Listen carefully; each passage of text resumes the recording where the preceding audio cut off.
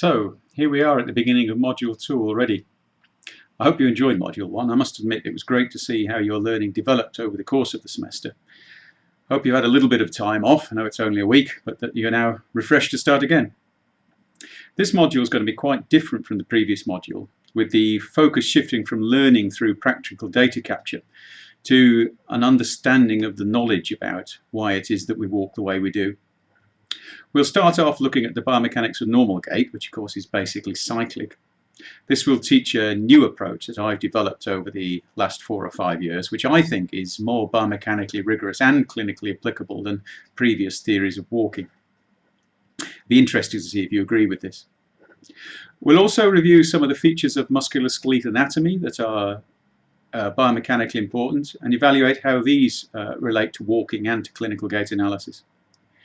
After this, we're going to spend some time considering what we call non-cyclic walking, important activities such as starting and stopping, turning, ascending and descending stairs and inclines, and negotiating objects. We'll have an opportunity to apply what you've learned about cyclic walking to these activities. Towards the end of the module, we'll also look at the principles of motor control, which add the neuro to neuromusculoskeletal. A particular focus of this module is to develop your information literacy. You'll have opportunities to develop your literature searching and your critical appraisal skills. One of the assessments is modelled on the process of submitting an article for submission to a peer-reviewed journal. You'll be required to write a short literature review in a format suitable for journal submission, perform a peer review of the article that one of your fellow students has written, and then use the feedback from another student on your original article to help improve it.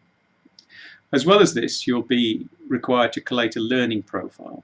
This will differ from last semester's learning profile in that it will have fewer but slightly longer articles. Both assessments run throughout the module, so it'll be a good idea to look at the specifications fairly early on to see what they require. The learning activities will be quite different, with the focus shifting away from measurement techniques to an understanding of walking itself. There will be practical exercises in which we expect you to make measurements and think about what they mean, but these will not occur every week. 3 of the weeks will be opportunities for self-directed study, with very few learning materials prepared by the teaching team.